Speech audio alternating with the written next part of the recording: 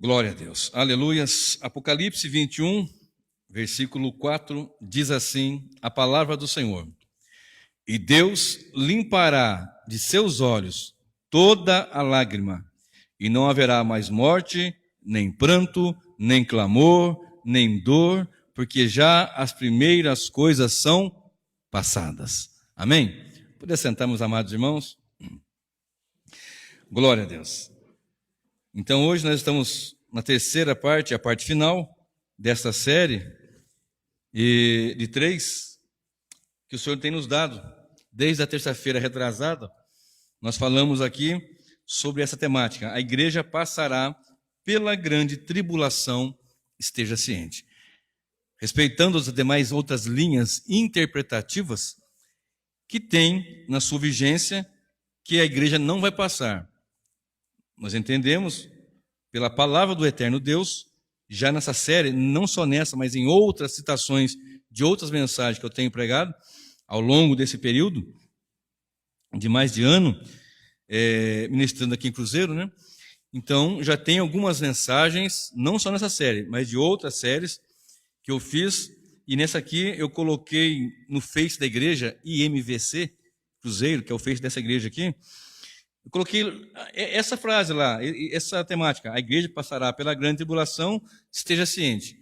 E aí começou a entrar gente lá e falar que sim, que não, que sim, que não, e Deus colocou no meu coração de ministrar um estudo para a igreja, para que nós possamos entender o porquê nós ensinamos isso.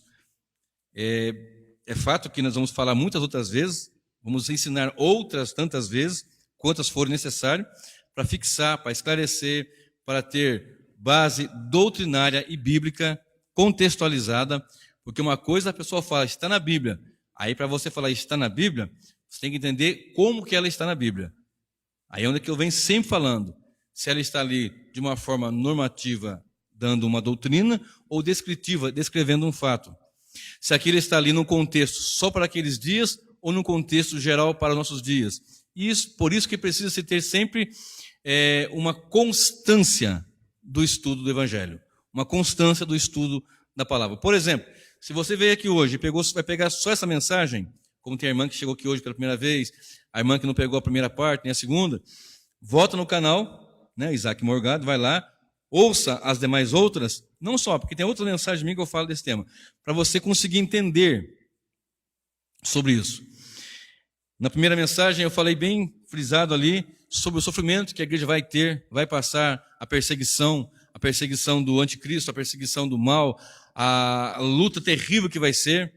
Na segunda, mais ou menos, eu foquei mais ali sobre também a igreja na grande tribulação, mas a proteção, a guarda de Deus, como Deus fez lá no Egito, com o faraó, destruindo a nação do faraó, destruindo o Egito, destruindo aquele povo e guardando, preservando seu povo. Sofreram e tal, mas quando veio a ira de Deus, eles não passaram, o povo de Deus não passou. 1 Tessalonicenses, capítulo 5, verso 9 diz, Deus, ele nos tem destinado para a salvação, não para a ira, para a aquisição da salvação e não para a ira. E por essa razão desse versículo isolado, eles dizem que a igreja não vai passar pela grande tribulação. E juntamente com esse texto, eles citam 1 Coríntios 15, versos 50 em diante, onde chega na passagem que diz que no momento, no abrir e fechar de olhos, nós seremos transformados. Então eles colocam, a igreja não vai passar pela grande tribulação, porque não está destinada para a ira, e pegam esse versículo ali isolado e somam. Bom, a igreja não vai passar, e no momento, no abrir e fechar de olhos, é porque acontecerá o rapto. Aí mais um erro, ligam lá com 1 Tessalonicenses 4,16 em diante, que diz, porque o mesmo Senhor descerá do céu com alarido, com voz de arcanjo. Isso vai acontecer, mas não dessa maneira antes da tribulação, não da maneira secreta, e não dessa maneira que vem e depois de 7 anos retorna. Não. A Bíblia diz e afirma, nós falamos isso na primeira mensagem, citamos na segunda, que Cristo voltará no último dia. O último dia é o dia da vinda do Senhor. Deixei bem claro nas demais outras mensagens. E hoje, eu estava orando ao Senhor, né? E aí o Senhor me colocou no coração para eu dar mais essa palestra aqui, mais esse ensinamento, para nós fecharmos nessa série. E eu fiz questão de ler o que Deus colocou no meu coração justamente no livro de Apocalipse, Porque eu falei da perseguição, eu falei da marca da besta, eu falei das lutas, da dificuldade, das mortes que vão acontecer. Citei várias situações difíceis. Eu falei que a ira de Deus não é contra a igreja, a ira do inimigo é contra a igreja, mas a ira de Deus é contra a impiedade, contra Satanás, contra todo o mal. E hoje eu quero dizer para vocês, uma boa notícia, evidentemente, né, de tudo isso, que nada foge ao controle de Deus.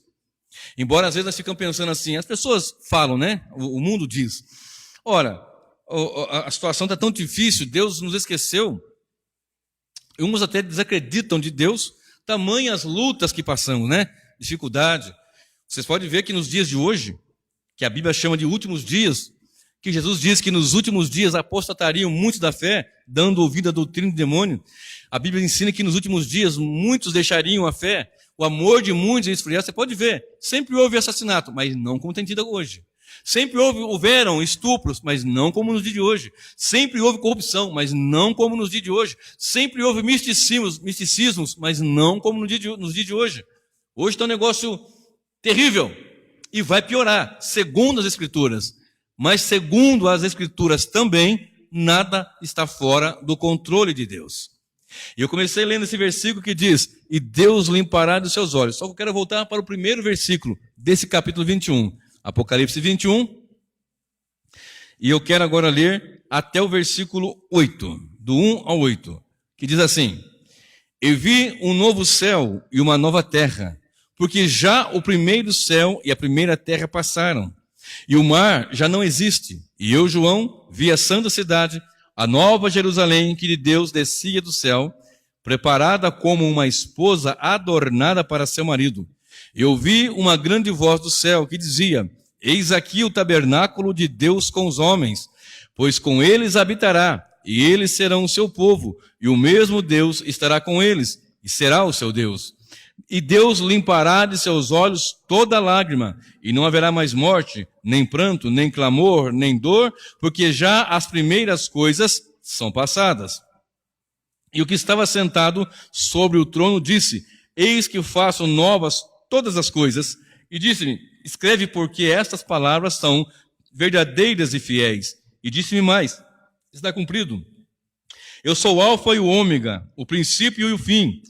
A quem quer que tiver sede, de graça lhe darei da fonte da água da vida. Quem vencer, herdará todas as coisas, e eu serei o seu Deus, e ele será meu filho. Mas quanto aos covardes, e aos incrédulos, e aos abomináveis, e aos homicidas, e aos fornicadores, e aos feiticeiros, e aos idólatras, e a todos os mentirosos, a sua parte será no lago que arde com fogo e enxofre, o que é a segunda morte. Ok? Então nós temos aqui um texto, e um versículo que eu citei, e um texto, onde nós podemos ver coisas tremendas, positivas, e outras negativas. Positivas para aqueles que estão em Cristo Jesus. E negativas, evidentemente, para quem não está em Cristo Jesus. Quem está em Cristo está guardado.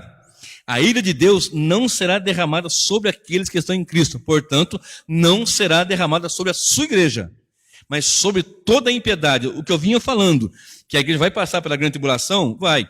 Mas a ira de Deus, que é muito pior, isso virá sobre aqueles que não estão em Cristo Jesus. Observe, Mateus 24, verso 29, é um versículo que eu tenho citado. Na verdade, foi o texto base para nós iniciarmos. Na primeira mensagem, a primeira pregação, primeira parte desse estudo, Mateus 24 e o verso 29, eu faço questão de lê-lo novamente, que diz assim, e logo depois da aflição daqueles dias, o sol escurecerá, e a lua não dará a sua luz, e as estrelas cairão do céu, e as potências do céu serão abaladas. Então, verso 30, então aparecerá no céu o sinal do Filho do Homem, e todas as tribos da terra se lamentarão, e verão o Filho do Homem vindo sobre as nuvens do céu, com poder e grande glória. E ele enviará os seus anjos, com rijo clamor de trombeta, os quais ajuntarão os seus escolhidos, desde os quatro ventos, de uma a outra extremidade dos céus. Aqui já fizemos, mas vou repetir para nós seguirmos daqui. depois, não antes, depois da aflição daqueles dias, que o Senhor vem ensinando desde o versículo 1, quando os discípulos olharam e disseram, olha que tempo, que construção, que pedras. E o Senhor começa a dizer, não vai ficar pedra sobre pedra que não seja derrubada. E começa então a responder alguns questionamentos e começa então esse, nós chamamos de sermão escatológico, que nós temos aqui em Mateus 24, Marcos 13 e Lucas 21. E olha só, o sinal, ou o Filho do Homem vai aparecer depois desta aflição, e ele vai enviar, verso 31, os seus anjos com rígido clamor de trombeta aos 4 ventos da terra, para buscar os seus escolhidos, a sua igreja. Logo, a igreja vai estar aqui na grande tribulação. É muito mais gostoso, muito mais apetecível, muito mais saboroso, muito mais tranquilo dizer, a igreja vai ser arrebatada antes. Mas se eu fizer isso, irmã Rosiane, eu vou estar mentindo, porque não é o que a Bíblia diz. Essa doutrina, há uns 180 anos, mais ou menos, surgiu. Eu já falei aqui sobre John Darby, Margaret MacDonald, vou dar outras aulas sobre essas temáticas para que todos venham fixar na mente e esse conhecimento esteja em todos. Mas, no princípio, não foi assim que Cristo pregou. A igreja primitiva não pregava assim. A igreja nos primeiros séculos não ensinava assim. Mas, de uns 180 anos para cá, mais ou menos, surgiu essa ideologia a partir de sonhos, de conjecturas, de pessoas que dormiam e sonhavam que a igreja não ia passar pela grande tribulação, mas ia ser arrebatada antes.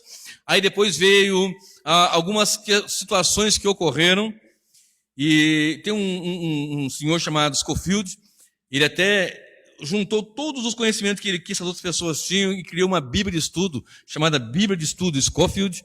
E então ali tem muitos estudos, dali se alastrou esse ensinamento sobre a igreja ser arrebatada antes da grande tribulação. Mas olha o texto. Logo depois da aflição daqueles dias. Verso 29. Então não é antes, é depois. Não é o que está escrito aí? E também está dizendo que vai acontecer que as potências do céu vão ser abaladas, a lua, a estrela, etc. e tal. Verso 30. Então aparecerá o Filho do Homem. E depois, verso 31, e o Senhor vai enviar os seus anjos com rígido clamor de trombeta para buscar os seus santos. Logo, é depois, não é antes. Então a igreja vai passar pela grande tribulação. E eu disse na semana passada, na mensagem da segunda parte, sobre os 7 selos. Não falei todo o estudo, né? Que eu disse que ainda vou dar o estudo completo. Sobre os 7 selos, 7 taças, 7 selos, 7 trombetas e 7 taças. Mas eu tive que citar alguma coisa para entender o que culmina, né? A última trombeta com o 6º selo, a 6ª taça e a 7ª taça, no final, onde está dizendo assim, ó, está consumado. Se está consumado, e a igreja vai estar ali, como que a igreja vai estar no derramar da ira das taças? Se a igreja vai estar aqui, como que ela vai ser guardada? Vai estar aqui é toda a impiedade. Deus vai derramar a ira dele. A ira da grande tribulação não é Deus contra a igreja, é o inimigo, Satanás, o falso profeta, o anticristo, a impiedade toda contra a igreja. Mas chega um dado momento onde Deus derrama da sua ira sobre a impiedade, mas a igreja é guardada. Assim como Deus guardou lá no Egito o seu povo, a igreja é guardada. Na segunda mensagem eu falei bem sobre isso, deixei bem claro. Agora, eu orando ao Senhor e estudando essa semana, durante o período dessa semana, eu falei, Senhor, eu falei tanto do sofrimento, da angústia que vão passar, eu falei na semana passada que Deus, o Senhor, vai guardar, e agora nós deparamos-nos com esse texto, ora lido, Apocalipse 21, versículo 4, e Deus limpará, algumas versões diz, enxugará, algumas versões diz, limpará, e Deus limpará de seus olhos toda lágrima, porque ele vai criar novos céus e nova terra, onde habita a justiça, conforme fala o apóstolo Pedro.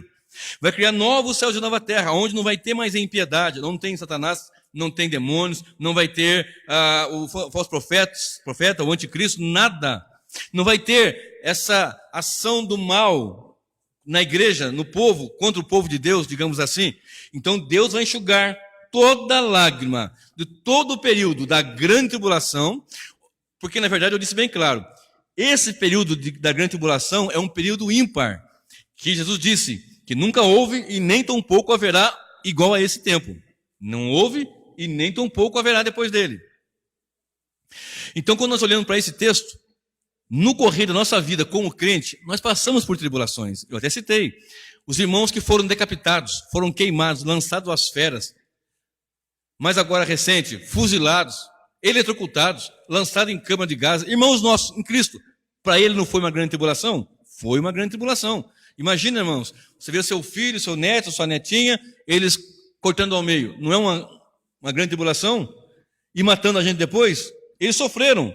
E hoje tem uma igreja que não quer sofrer, que não quer. É uma igreja que quer ficar rica, próspera, carro, dinheiro, luxo, avião, e quanto mais tem, melhor. Não estou dizendo que seja errado você ter essas coisas com dignidade, com trabalho, e, enfim. Eu estou dizendo que hoje existe uma igreja pregando por aí um sentimento onde não se pode sofrer. Não, você é crente, você não pode sofrer. Você é crente, você não pode estar doente. Você é crente, você não pode ficar desempregado.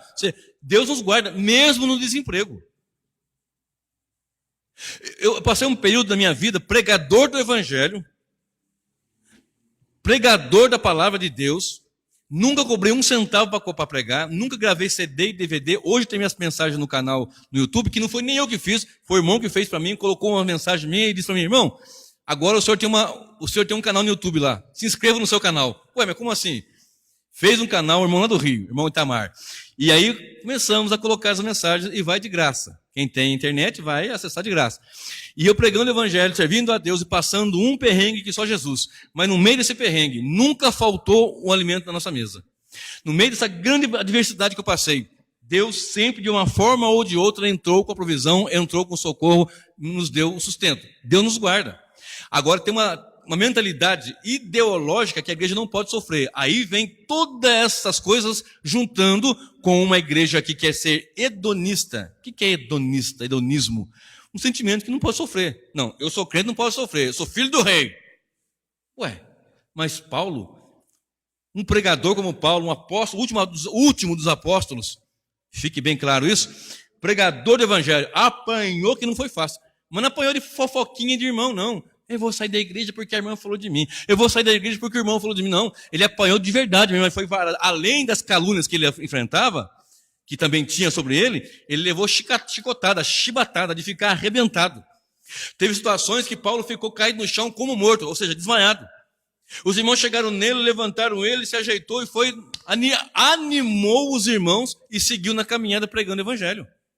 Momento de ficar no cárcere, preso, por causa do evangelho, amarrado pés e mãos, lá na cidade de Filipos, amarrado pés e mãos, e lá para as 10 meia-noite, 5 meia-noite, começou a cantar, ele e Silas, Paulo e Silas na prisão, começaram a cantar louvores a Deus, e Deus providenciou maravilhas ali, inclusive pessoas ouvindo o evangelho e sendo alcançadas pela graça, como o carcereiro de Filipos, por exemplo. Não pode ser preso. Mesmo preso, ele deu glória a Deus. Tudo o que acontece com a igreja deve ser para a glória de Deus. Até coisas ruins que acontecem conosco devem ser para a glória de Deus. Quem esteve aqui domingo, lembra-se que eu falei daquele cego lá de João 9, né? Perguntaram para Jesus, quem que pecou, ele ou os pais dele, para que nascesse cego? Aí Cristo disse, nem ele, nem os pais dele. Mas isso foi para que se manifestasse a glória de Deus. Você sabia que às vezes nós passamos adversidades, tribulações para a glória de Deus? Porque nós também nos gloriamos nas tribulações. Porque a igreja também deve se gloriar na esperança, deve se gloriar nas tribulações. Sabiam disso? Que você passa às vezes um aperto na saúde, um aperto financeiro, um aperto na família, um aperto no ministério, mas isso é para redundar em glórias a Deus? Ué, a mentalidade mundana, mística, é diferente. Não, você não pode sofrer. Eu já contei aqui e vou repetir que eu lembrei agora. Que eu não sei porque cargas d'água eu fui parar dentro de uma reunião de budismo. Eu não sei o que eu fui cheirar lá. Eu era bem jovenzinho. Eu sei que de repente eu estava naquela sessão de budismo lá. Aí tinha uma caixinha lá, um negócio em japonês escrito, o povo tudo rezando em japonês. Eu falei, meu Deus do céu. Daqui a pouco acabou lá a rezaiada lá. E começaram a conversar. Disseram, olha, Buda é mais... O pai de Buda, o que eles disseram lá, né? É mais forte do que o pai de Jesus Cristo. Porque Buda ia ser decapitado com uma guilhotina. Sabe o que é guilhotina, né? Que põe a cabeça assim e vem e corta a cabeça. Naqueles filmes, já viram, né? Ele estava lá amarrado lá. Aí ele começou a clamar para o pai dele. Aí o pai dele livrou ele da guilhotina. E Jesus lá na cruz começou a clamar para o pai dele não teve poder para livrar da cruz. Meu Deus, por que me desamparaste? Não tem poder. Então Buda é mais forte do que... Na mente deles é assim. Um Deus derrotado e um Deus vitorioso. Não, não é isso. É que naquela cruz, Jesus estava me dando, a mim e a você, a nossa vitória e a nossa bênção. Ali na cruz, pelos méritos de Cristo, nós fomos alcançados com o poder da salvação. Ali na cruz do Evangelho, nós fomos alcançados pela graça bendita e gloriosa do Senhor. Agora Deus nos dá saúde, nos dá trabalho. Pode até faltar um momento, mas Deus não vai deixar você perecer. Pode até faltar o alimento, pode até faltar um emprego, um momento ou outro. Pode acontecer com os homens mais santos, mais consagrados a Deus. Pode acontecer. E às vezes aquilo acontece e nós estamos ali naquele aperto para ver o que vai sair. Como aqueles 3 que foram lançados numa fornalha. Imagina, o que aqueles 3 foram na fornalha, o que eles podiam fazer? Gritar, xingar, blasfemar de Deus. Olha Deus, nós estamos aqui, lá de Daniel 3, né?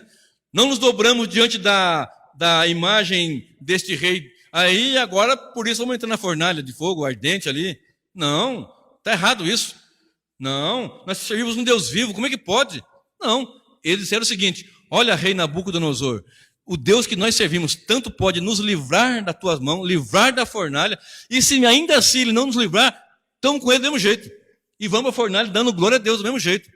A única coisa que aquele fogo queimou foi as amarras daqueles moços, e a Bíblia diz, e saindo do fogo. Porque quando eles saíram do fogo, eles saíram com a fé muito mais fortalecida. Vocês acreditam nisso? Quando eles saíram daquele fogo ali, eles estavam dentro do fogo, olhando um para o outro, o fogo não os queimava. E tinha alguém ali com eles, que certamente, né, nós falamos aqui até domingo, eu acho, uma teofania, a presença do Senhor Deus ali, na pessoa de Cristo, provavelmente, né, uma teofania, ele ali junto, eles ali olhando, andando, até que disseram, olha rei, nós lançamos 3, mas tem 4 homens lá, e o fogo, o calor era tanto que queimou as pessoas que lançaram, foram queimadas, morreram. E como é que pode? E a fé deles saiu muito mais purificada, muito mais fortalecida, muito mais concreta, muito mais convicta. Imagina, porque a tribulação produz paciência, a paciência produz esperança, é o que eu falo em Romanos 5. Porque essas coisas acontecem conosco para nos fortalecer. E às vezes nós passamos muitas dificuldades, e da dificuldade que é para nós transmitirmos glória para Deus, nós começamos a blasfemar. Começamos a murmurar, começamos a falar contra Deus. Começamos a dizer como disseram o povo de Deus que saiu do Egito. E blasfemaram dizendo contra Deus. Pode porventura Deus preparar-nos uma mesa no deserto?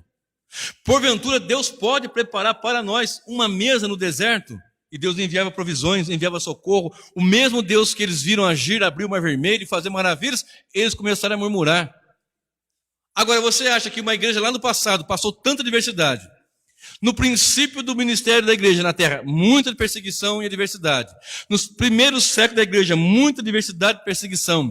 No momento que houve ali uma frieza, um momento de terrível sequidão no meio do povo, onde Deus foi despertando os seus servos, onde veio a reforma protestante em 1517, a partir dali, né, tem os pré-reformadores, depois da reforma, e seguiu-se ali, servo de Deus, tementes a Deus, rompendo com o mal. Muitos foram dilacerados, mortos, envenenados, queimados, passando grande tribulação. Para eles foi uma grande tribulação. Ora, a igreja atual, que mal ora, que mal busca Deus, que não tem temor. Você vê hoje como que está a sensualidade no meio da igreja, do povo de Deus? Você vê hoje como é que os moços estão andando e se vestindo, moços, não estou dizendo moças, homens, andando, eu estou dizendo, não é roupa que salva, mas o salvo se veste de uma forma decente. Antigamente, qualquer mulher, qualquer homem que fosse, nos termos de decência, ele se vestiria de pudor, com pudor. Hoje as pessoas estão de qualquer jeito, vão para a igreja de qualquer jeito, vivem de qualquer jeito, falam de qualquer jeito, o palavreado de qualquer jeito. Você imagina que uma igreja que vive assim, ela não quer ainda sofrer, não quer passar perseguição ainda. Vemos uma igreja que está ali longe da presença de Deus em muitas situações, em oração, muito pouca. Antigamente os cultos de oração eram os cultos mais frequentados da igreja, e os cultos de ensino da palavra. E eu louvo Deus pela vida de vocês, que vieram hoje, numa terça-feira de frio que está fazendo aqui em Cruzeiro, e vieram adorar a Deus, e vieram aprender a palavra de Deus. E olha, tem gente de longe que comenta no canal que gostaria de estar aqui, mas porque estão longe. Estou dizendo assim, de outros estados, gostariam de estar aqui. Não estão por causa justamente da distância. E vocês vieram aqui com o frio que está fazendo hoje aqui, vieram adorar e aprender a palavra de Deus. Mas tem lugar que tem 150 crentes. No dia do show gospel, vai os 150, mais uma multidão que ele chama. No dia do ensino, no dia de oração, é 5, 6. E olhe lá. Então uma igreja dessa vai passar, não quer passar pelas perseguições, não quer passar pela aprovação. É difícil, porque a Bíblia nos informa isso. Mas Deus há de nos guardar. E diz a palavra, e Deus limpará de nossos olhos toda lágrima. Observe o que diz no livro de João, capítulo 6, Evangelho de João, capítulo 6, e o verso de número 37 a 40, é um texto que eu sempre estou citando. Eu gosto muito desse texto aqui, todo ele, na verdade, mas eu vou separar só esses 4 versículos. João, Evangelho de João, capítulo 6, do verso 37 ao verso 40, que diz: todo o que o Pai me dá virá a mim, e o que vem a mim, de maneira nenhuma o lançarei fora. Porque eu desci do céu não para fazer a minha vontade, mas a vontade daquele que me enviou. E a vontade do Pai que me enviou é esta, que nenhum de todos aqueles que me deu eu perca, mas que eu ressuscite no último dia. Porquanto a vontade daquele que me enviou é esta, que todo aquele que vê o Filho e crê nele tenha a vida eterna, e eu o ressuscitarei no último dia. O último dia é o dia glorioso da vinda do Senhor Jesus. Quando perguntar qual é o último dia? O último dia é o dia da vinda do Senhor Jesus. Na primeira mensagem dessa série, eu falei dos eventos que vão ocorrer no último dia. E no último dia, ainda que você morra por causa do testemunho de Cristo, ainda que você morra porque pregou o evangelho, confessou a Cristo, não negou a fé, ainda que você morra, no último dia você vai ser ressuscitado. E melhor, não nesse corpo que tem dor, tem diabetes, tem pressão alta, tem dor nas costas, tem cansaço. Não, é num corpo que não tem câncer, não tem AIDS, não tem tumor, não tem nenhuma doença. Um corpo de glória. Esse é o corpo que nós vamos ter.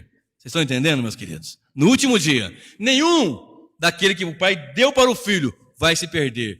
E ainda tem esse fechamento na frase. Ainda vou ressuscitar. Está vivo? Vai ser transformado. Se tiver morto, vai ser ressuscitado para a glória de Deus. Observe só o que diz em João 6:51, do ladinho aí. João 6:51 a 58. Olha o que diz. Eu sou o pão vivo que desceu do céu. Se alguém comer deste pão, viverá para sempre. E o pão que eu der é a minha carne, que eu darei pela vida do mundo. Disputavam, pois, os judeus entre si, dizendo: como nos pode dar este a sua carne a comer? Jesus, pois, lhes disse: na verdade, vos digo que, se não comerdes a carne do Filho do Homem, e não beberdes o seu sangue, não tereis a vida em vós mesmos. Quem come a minha carne e bebe o meu sangue, tem a vida eterna, e eu o ressuscitarei no último dia. Porque a minha carne verdadeiramente é comida, e o meu sangue verdadeiramente é bebida. Quem come a minha carne e bebe o meu sangue, permanece em mim e eu nele. Assim como o Pai que vive me enviou, e eu vivo pelo Pai, assim quem de mim se alimenta, também viverá por mim. Este é o pão que desceu do céu, não como de vossos pais, que comeram maná e morreram. Quem comer este pão, viverá para sempre. Está entendendo, meu irmão? Essa comunhão com Cristo, esse se alimentar de Cristo, se alimentar da palavra. Como é que vamos comer a carne e o sangue? A palavra, viver com Cristo, comunhão com Cristo, essa íntima comunhão com o Senhor, nos garante vida eterna. Então a igreja vai passar pela grande tribulação? Vai. E Ele vai nos guardar e ninguém vai se perder. Agora, observe. Provérbios 25, versículo 4, está escrito assim, ó. Tira da prata a escória e sairá um vaso para o fundidor. Talvez a sua versão seja diferente, eu vou ler aqui na minha. Provérbios 25, versículo 4. Olha o que diz a palavra do Senhor. Provérbios 25 e o verso 4. Olha bem, presta bem atenção. Tira da prata as escórias e sairá vaso para o fundidor. Olha para cá um pouquinho, preste atenção. O que tem a ver esse versículo com o texto que nós estamos falando? Tira da prata a escória é uma forma de passar a prata pelo fogo, para purificação. Num cadinho de barro, colocava-se o ouro, colocava-se a prata, ia queimando e ia purificando. O fogo vinha e ia purificando. Uma das tipologias que o fogo faz, aplicada, é a purificação. As aflições, esse fogo de aflição que acontece, esse aperto que acontece muitas vezes, é para purificar mesmo, e sair um vaso para o fundidor. Ou seja, a igreja vai passar pela grande tribulação. O que eu estou querendo dizer com isso? O que a palavra quer dizer com isso?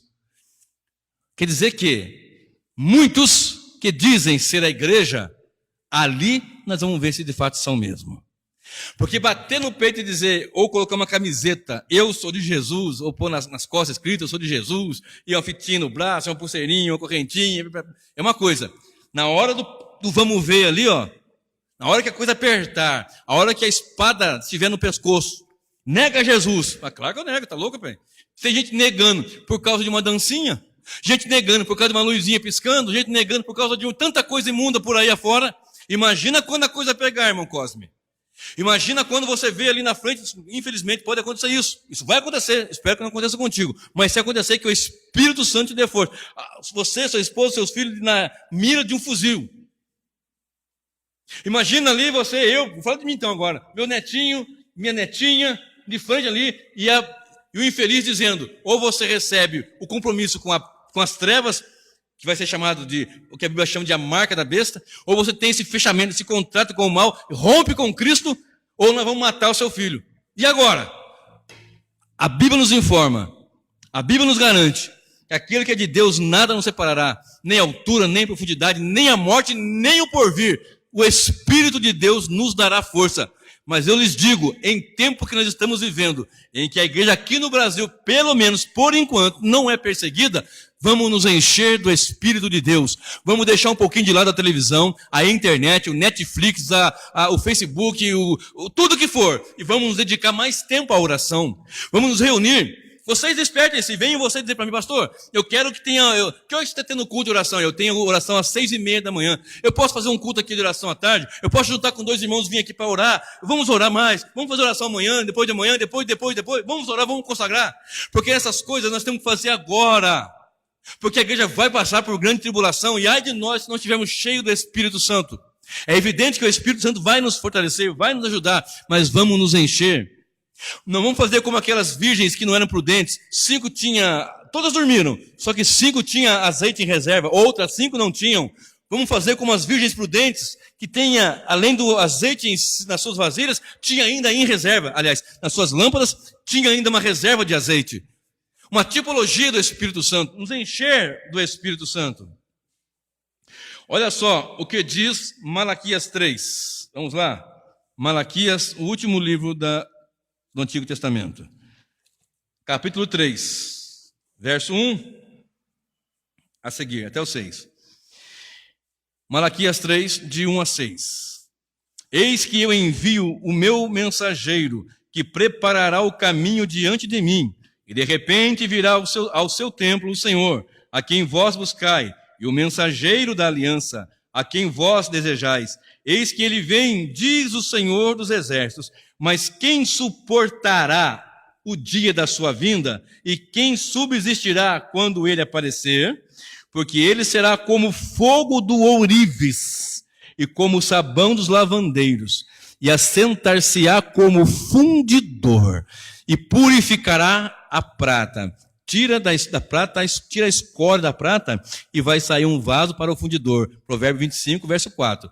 E assentar-se-á como fundidor e purificador de prata, e purificará os filhos de Levi, e os refinará como o ouro e como a prata. Então ao Senhor trarão oferta em justiça, e a oferta de Judá e de Jerusalém será agradável ao Senhor, como nos dias antigos e como nos primeiros anos. E chegar-me-ei a vós para juízo, e serei uma testemunha veloz contra os feiticeiros, e contra os adúlteros, contra os que juram falsamente, contra os que defraudam o diarista em seu salário, e a viúva, e o órfão, e aquele que perverte o direito do estrangeiro, e não me temem, diz o Senhor dos exércitos, porque eu, o Senhor, não mudo. Por isso vós, os filhos de Jacó, não sois consumidos. Duas situações aqui. Uma de purificação e outra de juízo pesado. Durante a grande tribulação, muitos ali vão negar a Cristo porque não são a verdadeira igreja. Muitos têm se apostatado hoje porque não são a verdadeira igreja. Já falei em outras mensagens e está lá, está no meu canal, sobre a igreja verdadeira e o joio. Porque o joio, ele parece, mas não é igreja. Tem o mesmo aspecto, mas não é igreja. Há um certo tempo eles parecem muito igualzinho, mas chega um dado momento que ele cresce até mais do que o trigo. E na colheita, deixa crescer junto, para não arrancar os dois juntos. Porque quando estão crescendo parece muito, mas depois dá para distinguir quem é joio e quem é trigo. E naquele dia que nós lemos nesse texto, o Senhor vai ser um juízo terrível contra aqueles que não estão temendo o seu nome. E um purificador da prata e do ouro. Vai ser um momento onde vamos ser apertados.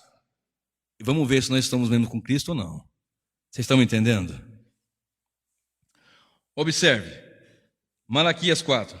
Do lado aí. Eu li 3, agora eu vou ler o 4. De 1 a 3. Porque eis que naquele dia. Que dia? Da vinda do Senhor. Porque Cristo não virá secretamente. Ele virá uma única vez mais. Uma única vez. Porque eis que aquele dia vem ardendo como fornalha.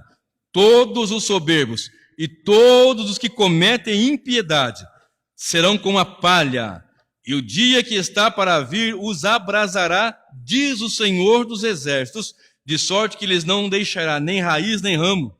Mas para vós, olha isso, vós, a igreja, os que temem a Deus, os que são lavados e remidos no sangue do Cordeiro, mas para vós, os que temeis o meu nome, nascerá o sol da justiça, e salvação trará debaixo de vossas asas, e saireis e crescereis, e saltareis, como os bezerros do cevadouro ou da estrebaria, e pisareis os ímpios, porque se farão cinza debaixo das plantas de vossos pés, naquele dia que estou preparando, diz o Senhor dos Exércitos. E eu continuo dizendo, e Deus vai enxugar de seus olhos toda lágrima. Pode ser que no momento que vocês, a igreja que estiver aqui, a igreja que vai estar aqui, pode ser que nós partamos antes. Mas se porventura nós não partirmos antes e acontecer a vinda do Senhor antes da vinda dele, vai se levantar o anticristo, o falso profeta, uma grande perseguição, e vamos ter muitas lágrimas, muito choro, muita dor. E no decorrer da vida nós temos muitas, até porque nós sempre estamos chorando, ou porque morreu um amigo, ou um parente, alguma coisa aconteceu, sempre tem alguma lástima, sempre tem. Mas de todas elas, o Senhor vai enxugar dos nossos olhos, todas elas. Observe o que diz o livro de Lucas 12. Vamos lá comigo para Lucas? Lucas 12, sempre traga uma caneta, um papel. O que você não conseguir, você anota e vai lendo depois em casa. Lucas 12 e o verso 49. Eu não vou ler todo o texto, vou ler apenas o 49 até o 53. Vim lançar, quem está falando isso? Jesus. Vim lançar fogo na terra. E que mais quero, se já está aceso? Importa, porém, que seja batizado com um certo batismo, e como me angustio até que venha a cumprir-se. Cuidais vós que vim trazer paz à terra? Não vos digo, mas antes dissensão. Porque daqui em diante estarão 5 divididos numa casa, 3 contra 2 e 2 contra 3. O pai estará dividido contra o filho, e o filho contra o pai, e a mãe contra a filha, e a filha contra a mãe, e a sogra contra a nora, e a nora contra a sogra. Ué, mas Jesus não é o príncipe da paz? Ele não é o desejado de todas as nações? Como é que ele diz aqui nesse texto que vim trazer fogo de dissensão à terra? Porque por causa do evangelho, por causa da pregação do evangelho, muitos vão se separar, parentes mesmo. Muitas pessoas não vão querer a comunhão com você tão somente por você ser um cristão. Você sabia que tem nações, países, que o filho se converte, é convertido pelo Senhor ao evangelho, ele é expulso da família? Ele é tirado da herança dos bens? Ricos, pessoas milionárias, em países árabes, países muçulmanos, e outros também, não só esses. Agora você é crente, agora eu sirvo a Jesus. Eles são banidos do seio da família, banidos da herança, não tem às vezes nem o que comer. Agora tem Cristo, tem a salvação e não tem o que comer. Não tem mais casa para morar, não tem mais onde se abrigar. Aí Jesus diz na sua palavra, olha, um dia os discípulos perguntaram para o Senhor, né, deixamos tudo para te servir, o que nós vamos ter? Pedro era pescador, juntamente com os dois irmãos, Tiago e João, eles eram sócios do negócio de pesca, né? Vendiam seus peixes, tinham seu dinheiro, deixaram tudo, deixaram as redes e foram servir a Jesus. Muitas vezes, por causa da pregação do Evangelho, da vida com Cristo, você vai perder até mesmo o amor dos seus pais. E até mesmo, às vezes, emprego. E isso somente por ser crente no seu trabalho. Muitos vão até te perseguir. Eu não sei por que a minha chefe persegue. Eu não sei por que o meu chefe me persegue. Eu não sei por que eles fazem isso comigo. Só porque você é crente, meu irmão. Porque você é luz. E a luz com as trevas não se dão. Não se dão. Aí ele diz assim, vai ter 5 na casa, 2 contra 3, 3 contra 2. Perseguição. Vai sofrer porque vai ser desempregado, vai ficar sem a família, muitas vezes sem até mesmo a esposa e os filhos, alguma coisa. Quantos pais botaram para fora? Aqui no Brasil. Aqui no Brasil. Puseram para fora de casa por causa de estarem, agora você é crente, agora eu sirvo Jesus. Quantos zombaram de você quando você disse no seu trabalho, agora eu sirvo Jesus? Não foi assim contigo, Marcelo? Agora você serve Jesus? E fizeram zombaria, quantas coisas.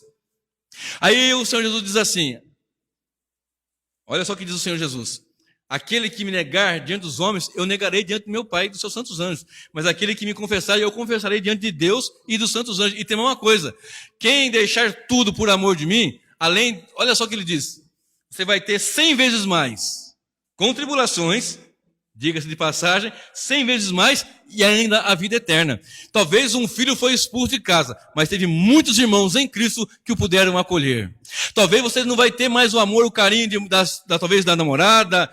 Muitos namoros acabaram porque o moço chegou, agora eu sou crente. Se é crente, então acabou o nosso namoro. Ele foi chorar, ele foi sofrer porque amava a moça. Mas essa lágrima também naquele dia vai ser, pela misericórdia do Senhor Deus vivo, também enxuta diante da glória que ele vai ver do poder de Deus. Observe comigo o que está escrito no livro de Apocalipse, capítulo 2. Corre comigo lá. Apocalipse.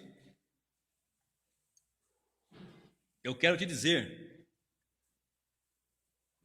com todas as letras, que Deus ama a sua igreja. Fixa isso no seu coração, guarda isso aí contigo. Deus ama a sua igreja. Olha só, Apocalipse 2, e o verso 5. Eu vou ler aqui rapidamente algo interessante. Olha só, o Senhor Jesus deu a João cartas que fossem destinadas às 7 igrejas da Ásia. Presta atenção no que eu vou dizer agora aqui. Só haviam 7 igrejas na Ásia? Não. As outras demais igrejas não mereciam ser agraciadas com a contemplação de uma carta? Evidente. O que é na Bíblia o número 7? Ou o que representa o número 7? Representa a perfeição. Correto? Deus fez o homem no 6º dia. No 7º, descansou. Nem que ele parou de fazer. Descansou daquelas obras da criação. Você entendeu? Sempre o 6 está ligado com o homem. Lembra lá em João 2? 6 talhas de água, que transformou a água em vinho. Lembra das coisas piores que acontecem com o número 6? Por exemplo, 666. É um 6 tentando ser um 7, mas não é 7, é 6. É isso que está dizendo ali. É um desejo grande de ser 7, mas não é 6. É o anticristo. Correto? 6 é o número das piores dificuldades ali no selo. No 6º selo, Cristo vem e há ali grande peso sobre os ímpios.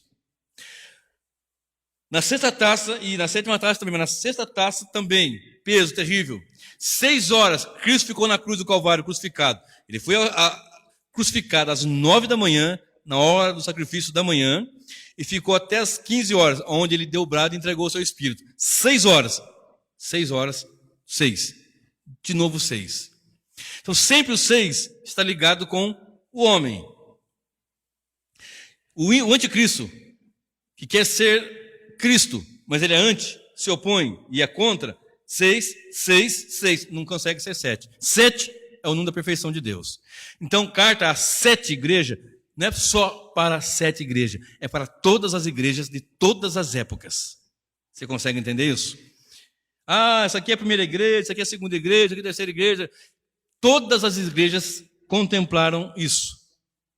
7 sessões paralelas de Apocalipse. 7 sessões paralelas e progressivas. Vou ensinar para vocês com calma mais adiante. Não hoje, em outra ocasião. Então, carta às 7 igrejas da Ásia. Repito, não era só 7 que tinha mais. Muito mais. Olha bem. Para a igreja de Éfeso, eu disse que Cristo ama a sua igreja. Eu estou dizendo que Deus vai enxugar de todos os nossos olhos, de todos nós, dos nossos olhos, nossa lágrima. E não vai haver mais pranto, nem clamor, nem dor, nem sofrimento, nem angústia, nem separação, nem briga, nem expulsão, nem rompimento, nem perda de nada. Deus vai enxugar de nossos olhos toda lágrima. Aquilo que o olho não viu, o ouvido não ouviu e não subiu ao coração do homem, isso é o que Deus preparou para aqueles que Ele ama. Que Ele ama. Olha só. Carta para a igreja de Éfeso. Olha só o versículo 4 e 5. Eu não vou ler todos, tá bom? Lê em casa depois, por favor.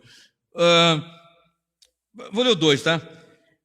Conheço as tuas obras, para a igreja de Éfeso, e o teu trabalho, e a tua paciência, e que não podes sofrer os maus, e puseste à prova os que dizem ser apóstolos e não são, e tu os achaste mentirosos, e sofrestes e tem paciência, e trabalhaste pelo meu nome, e não te cansaste. Tenho, porém, contra ti que deixaste o primeiro amor. Lembra-te, pois, de onde caíste, e arrepende-te, e pratica as primeiras obras. Quando não, brevemente a ti virei, e tirarei o teu lugar, o teu castiçal, e se não se arrependeres. Então, isso está dizendo para a igreja, só para a igreja de Éfeso, para todas as igrejas que estão nessa situação. Lembra-te de onde caíste. Tem igreja que sofre os maus e não suporta os falsos apóstolos, os falsos pregadores, os falsos mestres. Tem uns que aceitam. E essas aqui de Éfeso não estavam aceitando. Não acontece isso hoje. Não tem igreja que aceita. Qualquer um que chega é ele mesmo. Mas tem igreja que, opa, aqui não. Não, aqui não. Vamos para a Bíblia. Não, deixa a Bíblia de lado. Vocês já viram pregadores que pregam, sequer citam a Bíblia? Ou apenas faz uma leitura num texto e vai lá para a China. Esquece. Já viram isso? Lembra-te de onde caíste. Segunda igreja, Esmirna. Olha só, verso 2. Verso 9. Conheço as tuas, 2:9. Conheço as tuas obras e tribulação e pobreza, mas tu és rico. E a blasfêmia dos que dizem ser judeus e não são, mas são sinagoga de Satanás. Não temas das coisas que há de padecer, ouça isso. Não temas das coisas que há de padecer. Eis que o diabo lançará alguns de vós na prisão, para que sejais tentados. E tereis uma tribulação de 10 dias. Ser fiel até a morte, e dar-te-ei a coroa da vida. Tereis uma tribulação de 10 dias. Se você for estudar a fundo, você vai ver que isso daqui, igrejas vão passando, igrejas passam, mas aqui, uma tribulação de 10 dias, número em Apocalipse, você tem que tomar muito cuidado. Porque há muita simbologia. Ele quer dizer um tempo, não exatamente 10 dias. Não é que vai ser 10 dias. Vai ter uma tribulação de um número fechado, de 10. De 10 dias. Ou seja, um momento de angústia. Olha só o que diz. Ser fiel até a morte, e dar-te-ei a coroa da vida. Olha bem. Para a igreja de Pérgamo, verso 13 e verso 16. Igreja de Pérgamo. Conheço as tuas obras e onde habitas, que é onde está o trono de Satanás, e retens o meu nome, e não negaste a minha fé. Ainda nos dias de Antipas, minha fiel testemunha, o qual foi morto entre vós, onde habita Satanás. Mas algumas poucas coisas tenho contra ti, porque tens lá os que seguem a doutrina de Balaão, o qual ensinava Balaque a lançar tropeços diante dos filhos de Israel, para que comessem no sacrifício da idolatria e fornicassem. Assim tens também os que retêm a doutrina dos nicolaítas, os quais eu odeio. Arrepende-te, pois, quando não, em breve virei a ti, e contra eles batalharei com a espada da minha boca. E vai dizendo, quem tem ouvidos, ouça o que o Espírito diz à igreja. Em outra ocasião, eu vou ministrar um estudo sobre as 7 igrejas também, aí com detalhes, correto? Hoje não. Estou citando aqui que Deus Jesus ama a sua igreja. 18 agora. A igreja de Tiatira. Eu conheço as tuas obras, verso 19. O amor, o serviço, a fé e a paciência, e que as tuas últimas obras são mais do que as primeiras. Você melhorou agora, no final você está melhor do que antes. Mas algumas coisas eu tenho contra ti, que deixas Jezabel, mulher que se diz profetiza, ensinar e enganar os meus servos, para que forniquem e comam dos sacrifícios da idolatria, e dê-lhe tempo para que se arrependesse da sua fornicação, e não se arrependeu. Ou seja, Deus está dando tempo ainda para que se arrependam. Se o filho do homem demorar, fica vigilante, é o que o texto diz. Tardando o noivo, o povo dorme, tardando o noivo, todos cochilam. Deu tempo, Deus está dando tempo. Por que Cristo não veio ainda? Por misericórdia. Por que Cristo não se manifestou ainda? Por misericórdia. Dando tempo para que nós nos arrependamos. Nós que estamos aqui nesta noite, e depois você que vai ouvir pelo canal também, porque essa mensagem vai para outros lugares, até para outros estados e países. Como é que está a sua vida? A sua vida aqui, e você que vai ouvir depois também. Deus está dando tempo para você se arrepender, e se está dando tempo, arrependa-se. Agora, não amanhã, agora, hoje, porque amanhã não existe. Amanhã só vai existir quando chegar amanhã. Pregador, nós cantamos, posso crer no amanhã. Podemos mesmo, porque nós estamos em Cristo Jesus, tomando agora, tranquilo, porque o meu viver é Cristo e o morrer é lucro. Filipenses 1:21. O meu viver é Cristo. Porque nós ficamos no lucro, né? Jogando para essa frase, né? O viver é Cristo e o morrer é lucro. Porque eu estou em Cristo. É verdade. Só que o meu viver aqui agora já é o meu viver mensurando, ou na direção, ou querendo, desejando, estando nele. O meu viver agora é Cristo. E o morrer é lucro, porque eu vou estar nele, com ele, de uma forma gloriosa e tremenda. Mas agora, já neste momento, o meu viver e o seu viver tem que ser Cristo. O meu viver é Cristo. Eu vivo o vislumbre da glória de Cristo. Eu vivo na presença de Cristo. Eu ando para Cristo. Eu falo para Cristo. Eu como arroz e feijão para a glória de Deus. Eu tomo banho no chuveiro quente ou frio para a glória de Deus. Eu visto roupa boa ou não para a glória de Deus. Eu vou para uma igreja chique, bem arrumada, um prédio, ou simples como esse aqui, para a glória de Deus. Eu ando a pé ou de bicicleta ou de carro para a glória. O meu viver é Cristo, perspectiva de Cristo, estando em Cristo, mas na perspectiva de que naquele grande dia estaremos com Ele eternamente, de uma forma gloriosa e tremenda, nunca mais haverá separação. Pérgamo, né? Tiatira. Igreja de Tiatira agora, 2:18. E o anjo da igreja de Tiatira diz assim, o filho... Não, já disse a parte, né? Onde eu me perdi agora aqui? Capítulo 3 agora. O anjo que está em Sardes. 3:1. Olha só, vou pular aqui, vou correr aqui, mas lê em casa depois. Sê vigilante e confirma os restantes que estão para morrer, porque não achei as tuas obras perfeitas diante de Deus. Lembra-te, pois, o que tem recebido e ouvido, e guarda-o, e arrepende-te. Se não vigiares, virei sobre ti como ladrão, e não saberás a hora que sobre ti hei de vir. A igreja de Filadélfia. Conheço as tuas obras, verso 8 do capítulo 3. Diante de ti coloquei uma porta aberta, ninguém pode fechar, porque tendo pouca força guardaste a minha palavra e não negaste meu nome. Eis que eu farei os da sinagoga de Satanás, aos que dizem judeus e não são, mas mentem. Eis que eu farei que venham e adorem prostrados aos teus pés e saibam que eu te amo. Eu estou dizendo aqui, Cristo ama a sua igreja. Não é só a igreja de Filadélfia, ama a sua igreja. E eu te amo, diz o texto. Como guardaste, verso 10.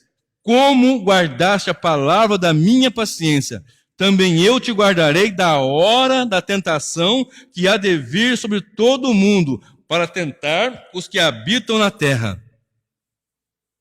Deus vai guardar, irmão Cosme, a igreja, assim como nós guardamos a palavra da paciência.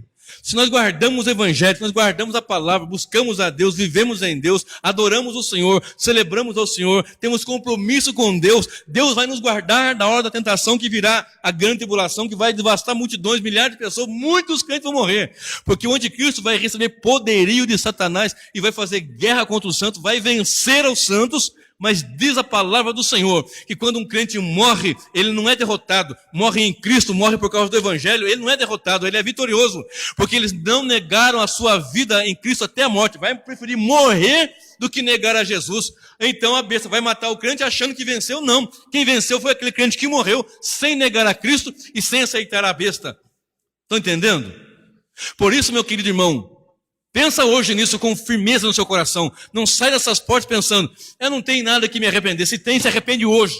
Confessa hoje diante do Senhor. Firma-se hoje com Cristo, porque amanhã não existe. Amanhã só vai existir quando chegar amanhã. E quando chegar amanhã, já não é mais amanhã, é hoje de novo. Só existe amanhã para quem está em Cristo. Porque em Cristo o amanhã é firmeza e certeza de uma vida eterna com o Senhor. Porque sem Cristo é o lago de fogo do inferno. Não tem outra palavra para dizer. Não tem outra palavra para dizer. Ou estamos em Cristo ou estamos no inferno. Ou servimos a Cristo e a mesa do Senhor com o cálice da bênção do Senhor Jesus, da comunhão com Ele, ou é a mesa e o cálice dos demônios. Ou temos a doutrina de Cristo ou temos a doutrina dos demônios. Ou temos uma vida com Deus ou temos uma vida perdida. Olha só a igreja de Laodiceia. E ao anjo da igreja de Laodiceia diz o amém, a testemunha fiel e verdadeira, o princípio da criação.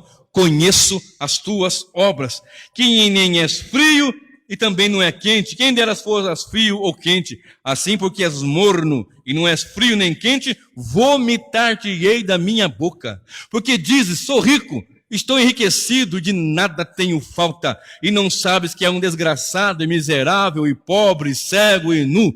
Aconselho-te que de mim compres ouro provado no fogo. Lembra do ouro provado no fogo?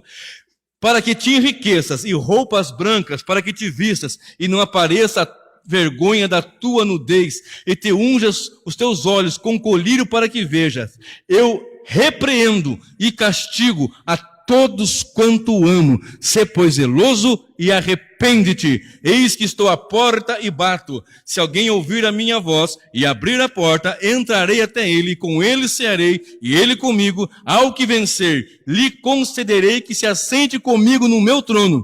Assim como eu venci e me assentei com meu Pai no seu trono. Quem tem ouvidos, ouça o que o Espírito diz à igreja. Você observou que em várias passagens eu li aqui, eu conheço as suas obras. Eu conheço as suas obras. Essa passagem é Cristo andando no meio da igreja, os 7 castiçais. Ele olhando assim, ó, eu conheço as tuas obras. Eu conheço as tuas dores, as tuas dificuldades, as tuas lamentações, as tuas injúrias, as tuas injustiças, os teus pecados ocultos, as tuas fraquezas, aquilo que você sabe que deveria deixar de fazer, mas não deixa de fazer, mas também não busca a Deus para, pelo Espírito dele, ter força para deixar de fazer. Ele sabe disso. Está dando oportunidade para nós estamos deixando, não, para depois. E ele diz assim, arrepende-te, antes que eu venha. Aí não vai haver mais tempo. E te aconselho, aquele que tem ouvidos, ouça o que o Espírito diz às igrejas. Ele ainda diz assim, eu repreendo e castigo a todos quanto amo. Sê, pois, zeloso e arrepende-te. Abra sua Bíblia em Hebreus 12. Hebreus 12, verso 6. Olha só. Hebreus, capítulo 12. Estou encerrando já, viu, irmãos? Hebreus, mais ou menos. 12, verso de número 6. Olha só o que diz o texto sagrado. Hebreus 12, verso 6. Porque o Senhor corrige o que ama e açoita a qualquer que recebe por filho. Você está entendendo? Na primeira mensagem eu falei sobre o grande sofrimento, a grande angústia. Na segunda mensagem Deus nos deu graça de nos focarmos na proteção, na guarda do Senhor sobre nós. Nessa daqui, vamos nos arrepender, vamos nos colocar diante de Deus, porque Deus nos corrige. Porque naquele dia da grande tribulação, no correr daquele período que nós estivermos aqui, é um tempo de provação. Vamos ver quem que é crente e quem não é. Hoje também está assim, mas naquele dia vai ser mesmo, vai apertar com toda a força. Olha bem. Porque o Senhor corrige o que ama e açoita a qualquer que recebe por filho. Se suportais a correção de Deus, se suportais a correção, Deus vos trata como filhos. Porque qual filho que há a quem o pai não corrija? Mas se estáis sem disciplina, da qual todos são feitos participantes, sois então bastardos, e não os filhos. Além do que, tivemos nossos pais, segundo a carne, para nos corrigirem a nós e nos reverenciamos. Não nos sujeitamos muito mais ao Pai dos Espíritos para vivermos, porque aqueles, na verdade, por um pouco de tempo nos corrigiam como bem lhes parecia, mas este para nosso proveito, para sermos participantes da sua santidade. E, na verdade, toda a correção ao presente não parece ser de gozo, senão de tristeza, mas depois produz um fruto pacífico de justiça, nos exercitados por ela. Portanto, tornai a levantar as mãos cansadas. Olha agora, presta atenção. Portanto, tornai a levantar as mãos cansadas e os joelhos desconjuntados, e fazei veredas direitas para os vossos pés, para que o que manqueja não se desvie inteiramente, antes seja sarado. Então é tempo de firmar-nos.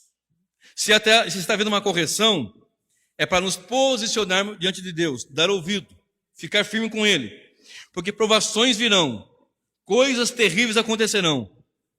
Se porventura não entrarmos na grande tribulação, de qualquer forma estamos em conflito o tempo todo. E como que nós vamos nos postar diante do Senhor? Olha bem, escute essa. Deus vai enxugar dos nossos olhos toda lágrima. Olha só, 25, Efésios 5, verso 25. Olha comigo aí. Efésios 5 e o verso 25. Olha o que diz.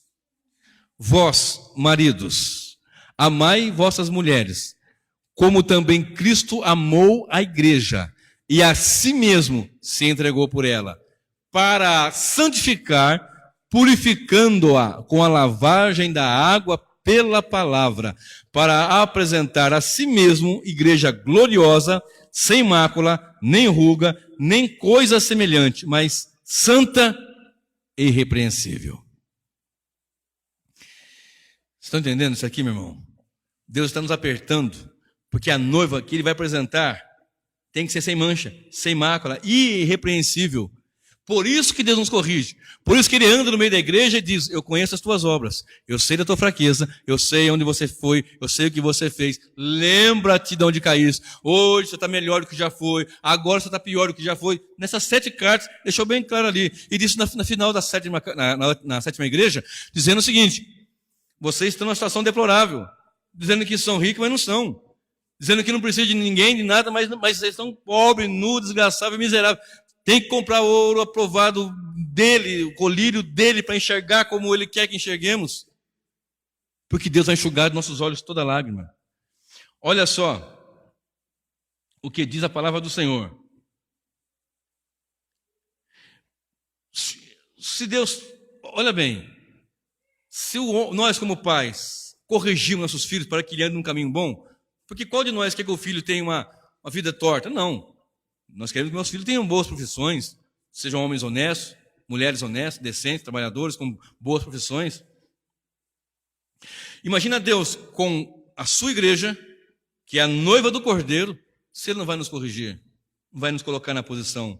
Observe comigo aí o livro de Apocalipse também, verso 19, capítulo 19, Apocalipse 19, verso 7. Capítulo 19 e o verso 7. Eu não falei agora há pouco que Ele vai preparando a igreja como uma noiva para Ele? Olha só, 19, verso 7.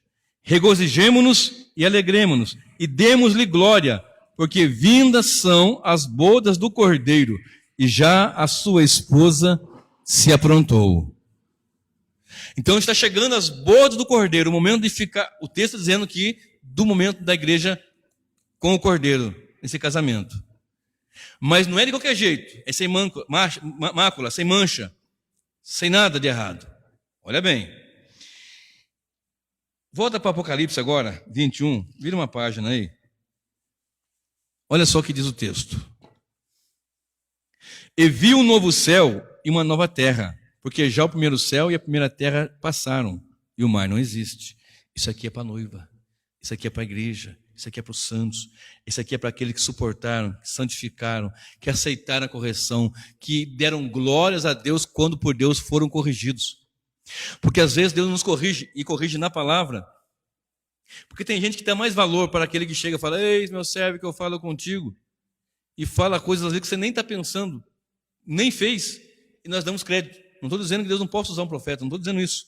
Estou dizendo que muita gente despreza a palavra está sendo pregada, anunciada. Mas se vier um doido, sabe Deus de onde, e falar qualquer coisa, a pessoa acredita. Tanto que está distante do evangelho, as vidas aí. Aí a igreja vai se afastando do evangelho, se afastando. Deus nos corrige na palavra, no evangelho, meu querido. Não vá na conversa de pregador e pastor, não. Vá no evangelho. Não acredita na minha palavra, não. Vá no evangelho. Vê se o que eu estou falando está na Bíblia contextualizadamente. Para que nós tenhamos na palavra, pela palavra, a doutrina, a verdade e a firmeza, para sermos uma igreja santa, piedosa, temente a Deus. Corrigida pelo Senhor. Porque a qual pai que ama o filho que não vai corrigir? Corrige. E viu o novo céu e uma nova terra, porque já o primeiro céu e a primeira terra passaram, e o mar já não existe. E eu, João, vi a santa cidade, a nova Jerusalém, que de Deus descia do céu, preparada como uma esposa para o marido, adornada para o marido.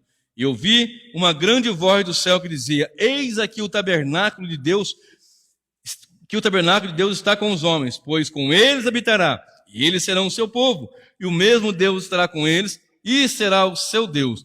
Pula agora para o versículo 9 desse capítulo. E veio a mim, 21:9. E veio a mim um dos 7 anjos que tinham as 7 taças cheias das últimas 7 pragas, e falou comigo dizendo: vem, mostrar-te-ei a esposa, a mulher do Cordeiro. E levou-me em espírito a um grande alto monte, e mostrou-me a grande cidade, a santa Jerusalém, que de Deus descia do céu. E tinha a glória de Deus, e a sua luz era semelhante a uma pedra preciosíssima, como a pedra de jaspe, como cristal resplandecente. Aí ele vem dizendo aqui umas características: e tinha um grande e alto muro, com 12 portas, e nas portas 12 anjos, e nomes escritos sobre elas, que são os nomes das 12 tribos de Israel. Verso 13, do lado do oriente tinha 3 portas, do lado do norte 3 portas, do lado do sul 3 portas, do lado do poente 3 portas. Para aqui. Leste, oeste, norte e sul. Para cada banda 3 portas, 12 portas. Muitos teólogos citam essa passagem como uma cidade literal. Mas a linha reformada entende realmente, e eu também entendo, que aqui foi uma fala figurada da igreja. A noiva é a nova cidade, a igreja, que tem 12 portas. 3, lembra quando fazia os pontos cardeais? Leste, oeste, norte, sul. Leste, oeste, norte, sul. 3 portas aqui, 3 ali, 3 aqui. 3... Por quê? Nesse texto, já está falando da igreja formada, já na presença do Senhor eternamente. Mas deixa eu falar aqui, essas 12 portas, rapidamente. Essas 12 portas em toda direção. O que quer dizer isso? Jesus disse em João 10:9, eu sou a porta, se alguém entrar por mim será salvo, entrará, sairá e achará pastagens. Nesse texto nós temos 12 portas. O que quer dizer isso? É que de todas as direções as portas estão abertas para a pregação do Evangelho. Todas as direções, norte, sul, leste, oeste, as pessoas podem vir por Cristo, pelo Espírito de Deus, para vir à presença e compor esta igreja. Em todas as direções virão homens, de toda raça, tribo, povo, nação, língua, etnia, virão do leste, do oeste, do norte, do sul, de toda raça, tribo, língua, nação, virão adorar, virão ser a igreja, virão para Cristo, estando em Cristo, serão a igreja. Tem pessoas que vão para a igreja, mas não querem Cristo. Vocês têm que estar em Cristo, para depois então ser a igreja. Você entendeu? Nós vamos em Cristo, e depois em Cristo, nós somos a igreja. Você entendeu? E de todo lado, vem do norte, vem do sul, vem do leste, vem do oeste. Agora, olha bem, ele vai limpar toda lágrima. Mateus 5, verso 4. Bem-aventurados vocês que choram, porque vocês vão ser consolados. Não haverá mais morte. Não vai chorar nunca mais por um parente morto, por um amigo morto, por alguém que sofreu algo assim. Não haverá mais nada disso. O último inimigo a ser vencido é a morte, vai estar vencido. Não haverá mais pranto. O que quer dizer pranto? Choro compulsivo, nem clamor, não precisa mais disso, nem dor, porque as primeiras coisas são passadas. Agora ouça. Quem não passou, porque a igreja vai passar, não vai ficar na grande tribulação. Me dá mais 5 minutinhos, irmãos. Só para encerrar aqui, mais 5 minutinhos só. A igreja não vai ficar, ela vai passar. Não é ficar na grande tribulação. Ali nós vamos ver quem é crente e quem não é. Nos dias de hoje, não tem qualquer coisinha que já nos tira de Deus? Não tem qualquer coisinha que já não... Uma coisinha boba já não nos tira do culto? Tira. Não estou dizendo um culto ou outro, você não vai para o inferno, não é isso, para com isso. Mas nos tira do compromisso. Coisinha boba às vezes, nos tira do compromisso com Deus. Mas a igreja dele é uma igreja comprometida.